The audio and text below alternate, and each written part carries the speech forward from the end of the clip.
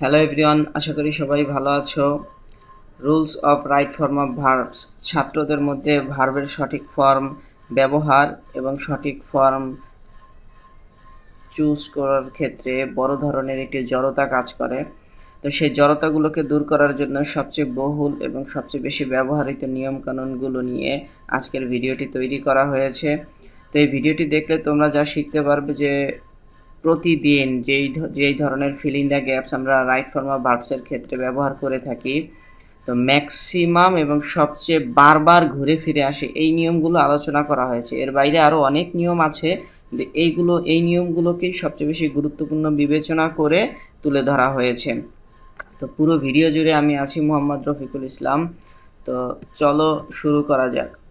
তো rules of right form of verbs. First rules, বর্তমানকালে যদি সময়ের উল্লেখ না থাকে, মনে রাখবে সময়ের উল্লেখ নাই, সেই ক্ষেত্রে স্বাভাবিক কোনো কিছু, স্বাভাবিক বলতে বোঝায় সময়ের উল্লেখ নাই, সে খায়, সে ঘুমায়, তার অভ্যাসের কথা বোঝানো হয়েছে, সে কখন কি করে না করে এই ধরনের আচার আচরণগত বিষয় বোঝানো হয়েছে। এরকম স্বাভাবিক কোনো কিছু বোঝাতে প্রেজেন্ট ইনডিফিনিট টেন্স ব্যবহার করা হয়। যেমন ছাত্ররা সবসময় শিক্ষকদেরকে শ্রদ্ধা করে। এই যে সব সময় বলতে সকালে দুপুরে বিকালে এরকম বোঝায় নাই, বিশেষ সময়ের উল্লেখ না করে স্বাভাবিক মানুষের অভ্যাসগুলো বোঝানো হয়েছে। আবার যখন বৃষ্টি পড়ে তখন শব্দ হয়, স্বাভাবিক একটা ঘটনা। এরকম স্বাভাবিক কোনো কিছু, ন্যাচারাল কোনো কিছু, সেটা অভ্যাসের কারণে হোক বা অন্য যে কোনো কারণে হোক, যেটা ন্যাচারাল স্বাভাবিক সেই ধরনের বিষয় সময়ের উল্লেখ না থাকলে তাকে প্রেজেন্ট ইনডিফিনিট টেন্সে গঠন করতে হয়। এখন যদি বলি প্রেজেন্ট ইনডিফিনিট টেন্সের গঠন প্রণালী কীরকম, তো সেই ক্ষেত্রে খুবই সিম্পল। প্রথমে সাবজেক্ট, তারপরে ভার্বের প্রেজেন্ট ফর্ম বা যেটাকে আমরা V1 বলি, এবং এরপরে অবজেক্ট। একটা উদাহরণ যদি দেই, উই গো টু স্কুল। এখন এখানে ভার্ব হচ্ছে গো, এখন উই হচ্ছে সাবজেক্ট, তাহলে এটাকে রাইট ফর্ম অফ ভার্ব হবে। সাবজেক্টের ক্ষেত্রে উই ঠিক আছে, ভার্বের প্রেজেন্ট ফর্ম গো আছে, গোই থাকবে, টু স্কুল অবজেক্ট, তাহলে সলিউশন হয়ে গেল উই গো টু স্কুল। তো এভাবে করে প্রেজেন্ট ইনডিফিনিট টেন্সের সলিউশন করতে হয়। এরপরে আমরা রুল নাম্বার 2তে চলে যাই, যে এই প্রেজেন্ট ইনডিফিনিট টেন্সের সাবজেক্টেই যদি থার্ড পারসন সিঙ্গুলার নাম্বার হয়, আমরা নাম্বার সম্পর্কে জানি যে যার মধ্যে আমি থাকি সেটা হচ্ছে ফার্স্ট পারসন, যেটার মধ্যে ইউ তুমি থাকো সেটা হচ্ছে সেকেন্ড পারসন, আমি এবং তুমি বাদে পৃথিবীতে যা কিছু আছে সেই সবগুলোকে বলা হবে থার্ড পারসন। আর পারসন যদি একজন হয় সিঙ্গুলার, একের অধিক হয় তখন হবে প্লুরাল। এখন থার্ড পারসন সিঙ্গুলার নাম্বার যদি হয় তবে ভার্বের সাথে এস বা ইএস যুক্ত হবে। মনে রাখবে ভার্বের সাথে এস বা ইএস যুক্ত হওয়া আর নাউনের সাথে এস বা ইএস যুক্ত হওয়া কিন্তু এক কথা না। তো এই ক্ষেত্রে ভার্বের সাথে এস বা ইএস যুক্ত হবে। যেমন এই উপরের উদাহরণটাই লক্ষ্য করি, we go to school, we হচ্ছে কি প্লুরাল, আমরার মধ্যে অনেক আছে, প্লুরাল হলে এখানে আর ভার্বের সাথে এস বা ইএস যুক্ত হবে না। এখানে যদি উদাহরণ দিই, দি বেবি ক্রাই, বাচ্চা কাঁদে। এখন বাচ্চা যে কান্না করে সেই ক্ষেত্রে দি বেবি বলতে একটা বেবিকে বোঝানো হয়েছে, কারণ আমরা জানি বেবি সিঙ্গুলার আর বেবিস প্লুরাল, তাহলে দি বেবি একটা বাচ্চাকে বোঝানো হয়েছে, এই কারণে সে যে কান্না করে তার অভ্যাস বোঝানোর ক্ষেত্রে দি বেবি ক্রাইস, ভার্বের সাথে এস বা ইএস যুক্ত হলো। 3 নম্বর রুলস হচ্ছে প্রেজেন্ট ইনডিফিনিট টেন্সের এই সাবজেক্টটি যদি সিঙ্গুলার না হয়ে যদি প্লুরাল হয় সেই ক্ষেত্রে কিন্তু এই এস বা ইএস আর যুক্ত হবে না। যেমন দে প্লে ফুটবল, এই যে দে সাবজেক্ট, সে দে মানে তারা, এখানে প্লুরাল হয়েছে, এই কারণে ভার্বের সাথে এস বা ইএস যুক্ত হয়নি। একইভাবে দে ইট রাইস, দে প্লুরাল, এই কারণে ইটের সাথে আর কোনো এস বা ইএস যুক্ত হয়নি। এরপরে আমরা 3 নাম্বার রুলসে চলে যাব। 4 নাম্বার রুলস আছে প্রেজেন্ট ইনডিফিনিট টেন্সের subject third person singular number হলেও সেটি দ্বারা যদি নেগেটিভ সেন্টেন্সকে ইন্ডিকেট করে বা নেগেটিভ সেন্টেন্স গঠন করা হয় সেক্ষেত্রে ডু নট, ডাজ নট ব্যবহার করা হয়। তো যদি থার্ড পারসন সিঙ্গুলার নাম্বার হয় সেক্ষেত্রে ডাজ নট আসবে, আর যখনই ডাজ নট আসবে তখনই ভার্বের সাথে যে এস বাই এস যুক্ত হওয়ার নিয়ম ছিল সেটি আর যুক্ত হবে না। তো সংক্ষেপে যদি বলি যে নর্মালি আমরা জানি subject third person singular number হলে ভার্বের সাথে এস বাই এস যুক্ত হয়, কিন্তু নেগেটিভ সেন্টেন্সে যখন ডাজ নট ব্যবহার করা হয়। এই ডাজের ক্ষেত্রে ডুর সাথে ইএস যুক্ত হয়ে গেছে, তাই এরপরে আবার যেই ভার্বটি আসবে সেই ভার্বের সাথে আর নতুন করে এস বা ইএস যুক্ত হবে না। যেমন he does not go to school, এই হির কারণে মেইন ভার্ব যে গোর সাথে ইএস যুক্ত হওয়া উচিত ছিল, হি গোজ টু স্কুল, কিন্তু যেহেতু নেগেটিভ সেন্টেন্স না হয়েছে, ডাজ নট গো হয়েছে, তো এই ডাজ নট দ্বারা না বোঝানো হয়েছে আর ডুর সাথে ইএস যুক্ত হয়ে যাওয়ার কারণে এরপরে গোর সাথে আর ইএস যুক্ত হয়নি। Ashis does not eat rice, Ashis ভাত খায় না। এখন আশিস একজন ব্যক্তি, থার্ড পারসন সিঙ্গুলার নাম্বার, এই কারণে ডাজ নট আসলো। তো ডাজ নট আসার পরে এরপরে যখন আবার ইট এসছে, এই ইটের সাথে কিন্তু এস বাই এস যুক্ত হয়নি। Jolly sings a song, Jolly একটি গান গায়, এটা অ্যাফার্মেটিভ। এখন যদি নেগেটিভ করি, Jolly does not sing a song, Jolly গান গায় না। কারণ এই যে অ্যাফার্মেটিভে সিংস ভার্বের সাথে এস বা ইএস যুক্ত ছিল, নেগেটিভ করার সময় ডুর সাথে ইএস যুক্ত হয়ে ডাজ নট গঠন করা হলো, তাতেই এই এসটা চলে গেল। এরপরে নতুন করে আবার যখন এই সিং ভার্বটা এসছে তখন কিন্তু এর সাথে আর এস বা ইএস যুক্ত হয়নি। এটার কারণ হচ্ছে যে ডুর সাথে ইএস যুক্ত হয়েই ডাজ হয়ে গেছে। একবার ইএস যুক্ত হলে পাশাপাশি আরেকটা ভার্বের জন্য আর নতুন করে ইএস যুক্ত করার কোনো প্রয়োজন নেই। 5 নাম্বার রুলস হচ্ছে মডাল অক্সিলারি ভার্ব নিয়ে।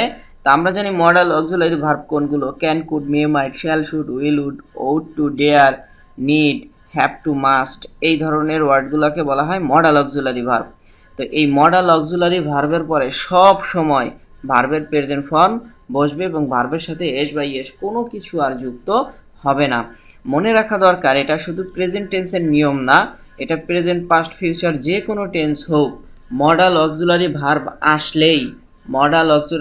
আসলেই তারপরে ভার্বের প্রেজেন্ট ফর্ম হবে, কোনো কিছু যুক্ত হবে না। তাই তোমরা এই মডাল অক্সিলারি ভার্বগুলো মুখস্থ করে ফেলবে। তো আমরা কিছু এক্সাম্পল দেখি। He can do the work, সে কাজটি করতে পারে। এই ক্যান না থাকলে হয়তো হি ডাজ দ্য ওয়ার্ক, ডুর সাথে ইএস যুক্ত হইতো, কিন্তু ক্যান আসার পরে, ক্যান হচ্ছে মডাল অক্সিলারি, এই কারণে এরপরে ডুটা একদম প্লেন ফর্মে বসেছে, ভার্বের প্রেজেন্ট ফর্ম বা V1 ফর্মে বসে গেল। নেক্সট হচ্ছে I shall go to school, আমি স্কুলে যাব, এটা ফিউচার টেন্সে চলে গেছে। তো আই শ্যাল, এই শ্যাল বা উইল এটাও কিন্তু মডাল অক্সিলারি এবং তারপরে গো ভার্বের প্রেজেন্ট ফর্ম হিসেবে ব্যবহৃত হয়েছে।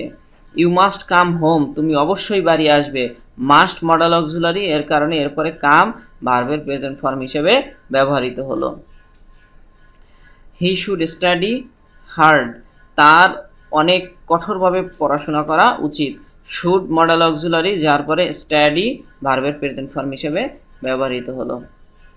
এরপর আমরা 6 নাম্বার রুলসে চলে যাব, যে এখানেও প্রেজেন্ট ইনডিফিনিট টেন্সের ইন্ডিকেট দেওয়া হয়েছে, যে যদি কোনো সেন্টেন্স বা বাক্য ইউনিভার্সাল ট্রুথ অর্থাৎ চিরন্তন সত্য হয়, হ্যাবিচুয়াল ফ্যাক্ট অভ্যাসগত সত্য কাজ হিসেবে পরিণত হয়, সেই ক্ষেত্রে প্রেজেন্ট ইনডিফিনিট টেন্সে তার সলিউশন করতে হবে। এটা নিয়ে অলরেডি আলোচনা করা হয়েছে, যে সূর্য পূর্ব দিকে ওঠে, পশ্চিম দিকে অস্ত যায়, আমি প্রতিদিন সকালে চা খাই, সে প্রতিদিন সকালে হাঁটতে যায়, তারপরে যখন বৃষ্টি পড়ে তখন শব্দ হয়, ঝড়ের সময় অনেক ভয় লাগে। এই যে ধরনের অভ্যাসগত বিষয় আছে বা চিরন্তন সত্য আছে, যেটা আজীবন সত্য অথবা যেটা যতদিন আমার অভ্যাস আছে ততদিন সত্য, এই ধরনের বিষয়গুলো প্রেজেন্ট ইনডিফিনিট টেন্সে সলিউশন করতে হয়। The sun rises in the east, সূর্য পূর্ব দিকে ওঠে।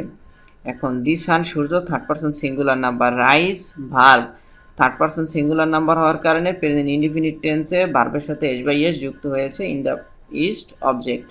এভাবে করে প্রেজেন্ট ইনডিফিনিট টেন্সের সলিউশন হয়। আইস ফ্লোটস অন ওয়াটার, বরফ পানিতে ভাসে, ফ্লোট মানে ভাসা। তা আইস থার্ড পারসন সিঙ্গুলার নাম্বার, এই কারণে ফ্লোটের সাথে এস যুক্ত হয়েছে। দি আর্থ মুভ রাউন্ড দ্য সান, এখন এখানে মুভটাকে পরিবর্তন করে রাইট ফর্ম অফ ভার্বসে কনভার্ট করতে বলা হয়েছে। তো দি আর্থ পৃথিবী ওয়ান পিস, এই কারণে থার্ড পারসন সিঙ্গুলার নাম্বার। তো এটা যেহেতু চিরন্তন সত্য যে পৃথিবী সূর্যের চারপাশ দিয়ে ঘোরে, এই চিরন্তন সত্যের কারণে প্রেজেন্ট ইনডিফিনিট টেন্স, আর প্রেজেন্ট ইনডিফিনিট টেন্সের কারণে দি আর্থের পরে ভার্বের প্রেজেন্ট ফর্ম মুভই থাকবে। এখন যেহেতু আর্থ থার্ড পারসন সিঙ্গুলার নাম্বার, এই কারণে মুভের সাথে এ যুক্ত হয়ে মুভস হয়ে গেল, the earth moves round the sun. Rules number 7, যে কোনো সেন্টেন্স যদি প্যাসিভ ভয়েস হয়, আমি আরও একবার বলি, সেন্টেন্স দুই ধরনের হতে পারে, অ্যাক্টিভ ভয়েস এবং প্যাসিভ ভয়েস। তো যে কোনো সেন্টেন্স যদি প্যাসিভ ভয়েস হয় এবং মডাল অক্সিলারি ভার্ব যেমন can, could, may, might, shall, should, will, would, ought to, need, dare, have to, must, এটা অলরেডি আলোচনা করা হয়েছে, এগুলো যদি থাকে তাহলে আমরা কি করব? তো প্রথমেই বলে দেই, অ্যাক্টিভ ভয়েস হলে স্বাভাবিক নিয়মে হবে। প্যাসিভ ভয়েসের নিয়ম হচ্ছে অক্সিলারি ভার্ব আসবে, এরপরে ভার্বের পাস্ট পার্টিসিপল। আরেকবার বলি, মনে রাখো, অক্সিলারি ভার্ব আসবে, তারপরে ভার্বের পাস্ট পার্টিসিপল। আর প্যাসিভ ভয়েসের পাশাপাশি যদি সেই ক্ষেত্রে মডেল অক্সিলারি আসে, তাহলে এই মডেল অক্সিলারির পরে বি হবে। এখন বি কিন্তু ভার্বের প্রেজেন্ট ফর্ম, তাহলে এই মডেল অক্সিলারির পরে হলো ভার্বের প্রেজেন্ট ফর্ম, আর বির পরে আবার ভার্ব আসছে, সেই ভার্বটার হবে ভার্বের পাস্ট পার্টিসিপল। তাহলে সিকোয়েন্সটা বলি, নর্মাল প্যাসিভ ভয়েস হলে অক্সিলারি ভার্ব প্লাস ভার্বের পাস্ট পার্টিসিপল। এখন প্যাসিভ ভয়েস হলো, কিন্তু সেই ক্ষেত্রে মডেল অক্সিলারি আসছে। মডেল অক্সিলারি আসলে এই আমরা জানি মডেল অক্সিলারির পরে ভার্বের প্রেজেন্ট ফর্ম হবে, এই কারণে এই মডেল অক্সিলারির পরে আনতে হবে বি। বির পরে আবার আসবে মেইন ভার্ব, আর সেই মেইন ভার্বটার হবে পাস্ট পার্টিসিপল। তাহলে নর্মাল প্যাসিভ ভয়েসে auxiliary verb plus past participle, আর মডেল অক্সিলারির পরে এই মডেল অক্সিলারি প্লাস বি, তারপরে পাস্ট পার্টিসিপল, অর্থাৎ মেইন ভার্বের পাস্ট পার্টিসিপলই হবে, কিন্তু নর্মালি হবে auxiliary verb plus past participle, আর মডেল অক্সিলারির ক্ষেত্রে মডেল অক্সিলারি, তারপরে ভার্বের প্রেজেন্ট ফর্ম হিসেবে বি, তারপরে পাস্ট পার্টিসিপল বসবে। উদাহরণ, it can do by you. এখন ডু হচ্ছে কাজ, এই কাজটা তুমি করতে পারবো। ইট, এটা তো আর করতে পারবে না, এটা নিজে নিজে করতে পারবে না, তোমার দ্বারা করা হবে। এই কারণে অবজেক্ট যখন কাজ করে, ভার্বের কাজ যখন অবজেক্ট করে তখন প্যাসিভ ভয়েস, আর ভার্বের কাজ যখন সাবজেক্ট করে তখন অ্যাক্টিভ ভয়েস। তো ইট ক্যান, এখন আমরা বলেছিলাম যে ক্যান হচ্ছে অক্সিলারি ভার্ব, প্যাসিভ ভয়েসে ক্যানের পরে আসবে বি, তাহলে বি যুক্ত করলাম, ইট ক্যান বি। আর পরবর্তী ভার্বের পাস্ট পার্টিসিপল হবে, তার মানে ডুর পাস্ট পার্টিসিপল ডান। তো it can be done by you, এখানে সলিউশন হচ্ছে it can be done by you. এখানে বি আসলো স্ট্রাকচার অনুযায়ী, ক্যানের পরে বি, আর ডু হয়ে গেল পাস্ট পার্টিসিপল প্যাসিভ ভয়েসের কারণে। অল দ্য ফ্রুট, সকল ফল, কুড বি ইটেন, কুড হলো মডেল অক্সিলারি, বি হলো মডেল অক্সিলারি পরে প্যাসিভ ভয়েসের জন্য বি, আর টেকেন হলো টেকের পাস্ট পার্টিসিপল। তাহলে all the fruits could be taken, সকল ফলই খেয়ে ফেলা যাবে। 8 নম্বর রুলস হচ্ছে, সেন্টেন্সটি প্যাসিভ ভয়েস হলে এই যে মডেল অক্সিলারি আছে, মডেল অক্সিলারি পরে বি প্লাস ভার্বের পাস্ট পার্টিসিপল, আগের নিয়মটারই কিন্তু নতুন করে একটা এক্সাম্পল দেওয়া হলো, দি ওয়ার্ক ক্যান ডু ইমিডিয়েটলি, এই মুহূর্তেই করা যায়। এখন দি ওয়ার্ক এটা হচ্ছে কাজ, আর ডু হচ্ছে করা। এখন কাজ কি নিজে নিজে করতে পারে না, আমরা কাজ করতে পারি, তাহলে কাজ কিন্তু নিজে নিজেকে করতে পারে না, এই কারণে এটা অ্যাক্টিভ ভয়েস না হয়ে প্যাসিভ ভয়েস হয়ে যাবে। তো প্যাসিভ ভয়েসে এই যে ওয়ার্কের পরে ক্যান আছে, তাহলে ক্যানের পরে আসবে বি, আর ডুর পাস্ট পার্টিসিপল ডান, তাহলে the work can be done immediately. All the mangoes could eat, eat হচ্ছে খাওয়া, সাবজেক্ট হচ্ছে ম্যাঙ্গো আম, কারণ আম খাওয়ার কাজ, নিজে নিজেকে খেতে পারে না, তাহলে আম খাওয়ার কাজটা হবে প্যাসিভ ভয়েসে। তাহলে অল দ্য ম্যাঙ্গোস কুড, এরপরে বি আসবে, তারপরে ইটের past participle eaten, all the mangoes could be eaten হবে। 9 নম্বর রুলস হচ্ছে, হ্যাভ অথবা হ্যাজ থাকলে যা হবে এর পাশাপাশি কিছু শব্দ আছে, যেমন yet, just, just now, recently, already, lately, ever, এই শব্দগুলো থাকলে প্রেজেন্ট পারফেক্ট টেন্স হবে। তাহলে প্রেজেন্ট পারফেক্ট টেন্স কখন হবে? যখন হ্যাভ অ্যাজ থাকে তখন প্রেজেন্ট পারফেক্ট টেন্স হবে। আবার এই যে শব্দগুলো বলে দিলাম, এই শব্দগুলো থাকলেও প্রেজেন্ট পারফেক্ট টেন্স হবে। আবার আমরা যখন সিদ্ধান্ত নিব যে এখানে প্রেজেন্ট পারফেক্ট টেন্স হবে, তাহলে সেই প্রেজেন্ট পারফেক্ট টেন্সে হ্যাভ অথবা হ্যাজ ব্যবহার করতে হবে। কেন ব্যবহার করতে হবে? কারণ আমরা স্ট্রাকচার লক্ষ্য করি, প্রেজেন্ট পারফেক্ট টেন্সের স্ট্রাকচার হচ্ছে প্রথমে সাবজেক্ট, তারপরে হ্যাভ অথবা হ্যাজ, তারপরে ভার্বের পাস্ট পার্টিসিপল বা V3, তারপরে অবজেক্ট। এখন হ্যাভ এবং হ্যাজ কখন? যখন সাবজেক্ট সিঙ্গুলার হবে তখন হ্যাজ, আর যখন প্লুরাল হবে তখন হ্যাভ। তো সিঙ্গুলারের সাথে হ্যাজ, প্লুরালের সাথে হ্যাভ। আর হ্যাভটা প্লুরালের পাশাপাশি ফার্স্ট পারসনের সাথে হ্যাভ ব্যবহার করা হয়। এক্সাম্পলে চলে যাই, হি has done the work, he has done the work. এখন হি হচ্ছে সাবজেক্ট, হ্যাভ এবং হ্যাজ থেকে হ্যাজ এসেছে। কেন? কারণ হি হচ্ছে সিঙ্গুলার, এই কারণে হ্যাজ। হ্যাজের পরে ভার্বের past participle done, object the work, তাহলে he has done the work. They have eaten rice, they হচ্ছে সাবজেক্ট, দে প্লুরাল, এই কারণে হ্যাভ। ইট ভার্ব, ইটের পাস্ট পার্টিসিপল ইটেন, কারণ আমরা জানি হ্যাভ এবং হ্যাজের পরে ভার্বের পাস্ট পার্টিসিপল হবে। They have eaten rice. He has taken his lunch just now, এই জাস্ট নাও আছে, এই শব্দ দেখেও ভার্বটা আমরা প্রেজেন্ট পারফেক্ট টেন্সের স্ট্রাকচারে কমপ্লিট করব। তো হি হ্যাজ টেকেন হিজ লাঞ্চ, এখন হ্যাজ টেকেন, টেক হচ্ছে খাওয়া নেওয়া, তো ভার্বের স্ট্রাকচার অনুযায়ী হি হচ্ছে সিঙ্গুলার, এই কারণে আসলো হ্যাজ, হ্যাজের পরে আসলো ভার্বের পাস্ট পার্টিসিপল টেকেন। এভাবে সলিউশন করতে হবে। They have already come home, already দেখে আমরা এটাকে প্রেজেন্ট পারফেক্ট টেন্স করব। তো প্রেজেন্ট পারফেক্ট টেন্স অনুযায়ী দের পরে আসলো হ্যাভ, আর কাম কেইম, কামের পাস্ট পার্টিসিপল কাম হয়ে গেল।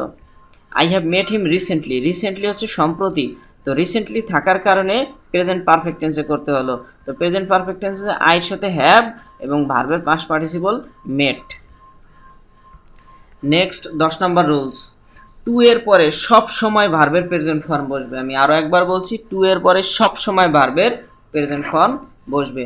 যেমন we need to do the work, টুর পরে ডু, ডু হচ্ছে ভার্বের প্রেজেন্ট ফর্ম।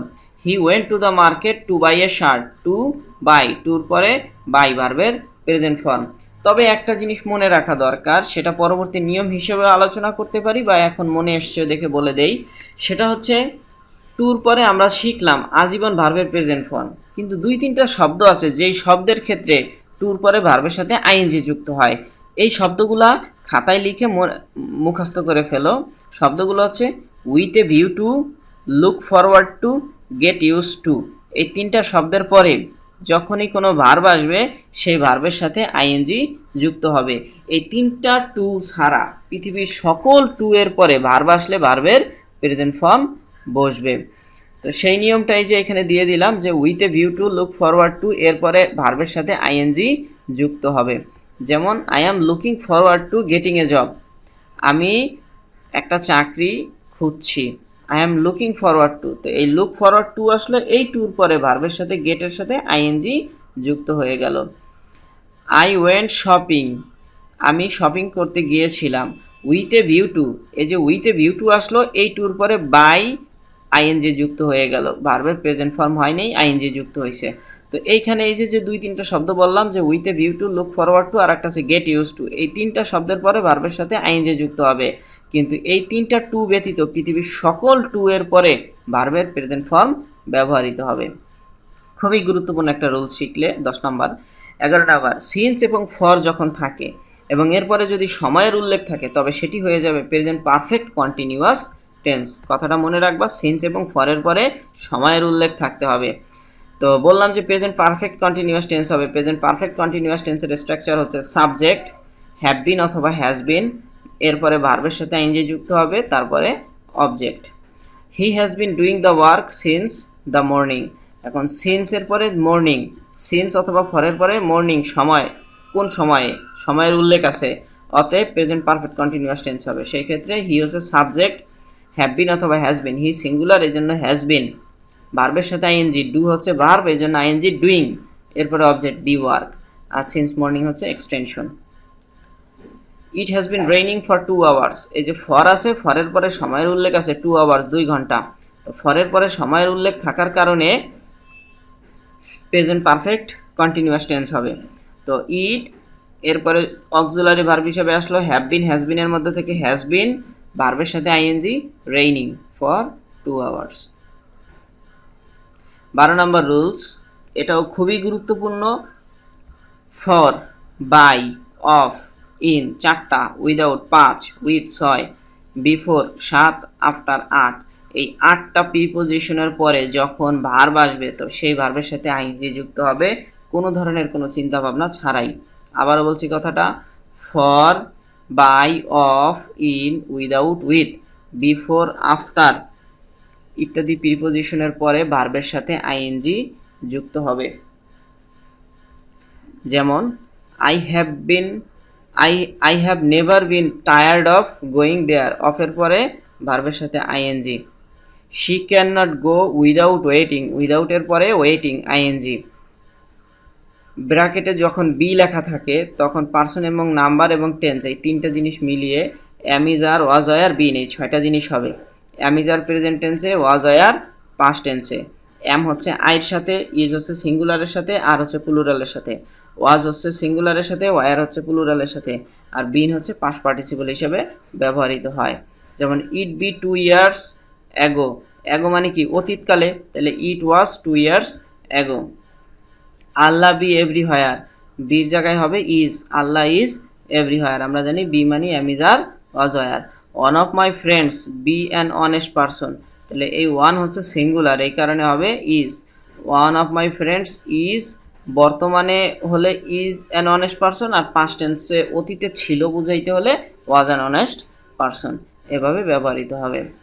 14 নম্বর রুলস, বর্তমান কালে চলছে মানে রানিং, কন্টিনিউয়াস, এরকম হলে প্রেজেন্ট কন্টিনিউয়াস টেন্স হবে। সেই ক্ষেত্রে at present, now, at moment এই ধরনের অ্যাডভার্ব ব্যবহৃত হয়। He is watching the television at this moment, এই মুহূর্তে টিভি দেখতেছে। তো হি হচ্ছে সাবজেক্ট, এরপরে am is are present continuous টেন্সের অক্সিলারি ভার্ব, ভার্বের সাথে আইএনজি প্লাস অবজেক্ট, এই হলো স্ট্রাকচার। তাহলে he is watching at this moment, এখন বর্তমানে দেখতেছে বলে is watching. They are playing football, তারা এখন খেলতেছে, এই কারণে are playing. Now they are doing the assignment, now এখন তারা করতেছে, এই কারণে দের পরে আর ভার্বের সাথে ING, they are doing present continuous টেন্সে গঠন করা হলো।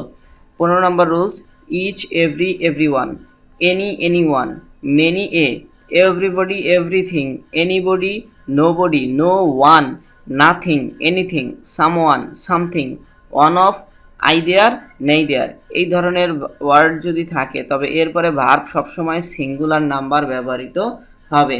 তো তোমরা সহজ কথায় মনে রাখবা ইচ, এভরি, নো এই ধরনের শব্দগুলো থাকলেই ভার্ব হবে সিঙ্গুলার নাম্বার, তাহলে আর সবাইকে মনে রাখার দরকার নাই।